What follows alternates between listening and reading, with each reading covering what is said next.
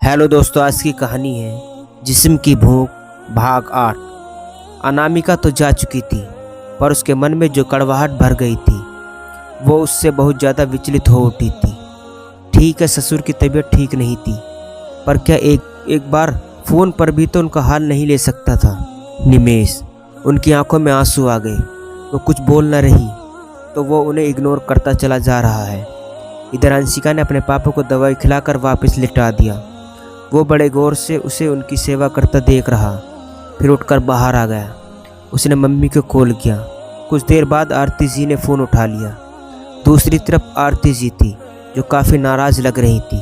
वो ज़्यादा बात ना कर सका क्योंकि उनका मूड उसे ठीक नहीं लगा। तभी अंशिका बाहर से आई। तुम ऑफिस चले जाओ, काफ़ी छुट्टी कर ली है हम दोनों ने। वो उसकी तरफ देखकर हाँ में सर हिलाता है और वो उसके सीने से लगी कुछ देर उसे महसूस करती है। अच्छा, अब मैं चलता हूँ, तुम अपना ख्याल रखना, शाम को आऊँगा फिर से। ओके जान। वो उसके गालों पर किस करके चला जाता है। वो उसे देखती रहती है जब तक वह चला नहीं जाता।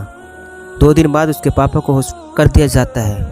वो उन्हें घर लेकर आते हैं, पर अभी भी वो वहीं के कमरे में रहती है। उन्हें इस वक्त वैसे भी सहारे की ज़रूरत थी। ऐसे में ना तो वो उसके करीब आ पा रही थी और न ही ज़्यादा बातें कर पा रही थी। कभी कभी वह झुंझला जाता था, पर खुद को कंट्रोल किए वो दिन रात उसके बगैर गुजार रहा था। इसी बीच अनामिका ने उसके करीब आने का भरसक प्रयास किया, पर वो तो उसे देखकर मुंह फेर लेता है। एक दिन वो जिद करके अंशिका के पास ही रुक गया।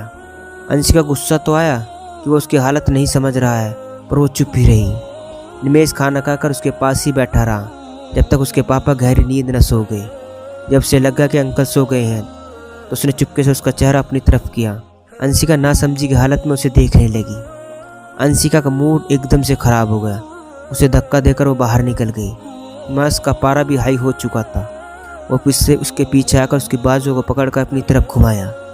अंशिका ने उसे घूर के देखा और दरवाजे की तरफ उंगली करके बोला, अभी 1 हफ्ते भी नहीं हुए पापा को ठीक हुए और तुम इस तरह की बातें कर रहे हो।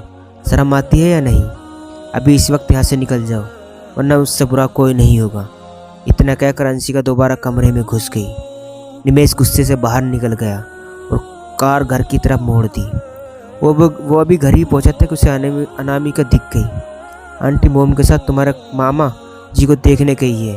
उन्होंने कहा है कि तुम्हें खाना दे दूं। उसने अनामिका गुस्से में देखा और बिना कुछ कहे अपने कमरे की तरफ बढ़ गया।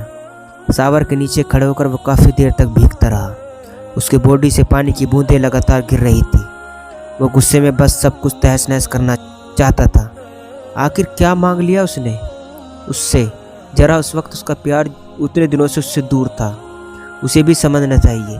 तभी किसी के पीछे होने का एहसास होता है। होते ही वो तेजी से मुड़ा।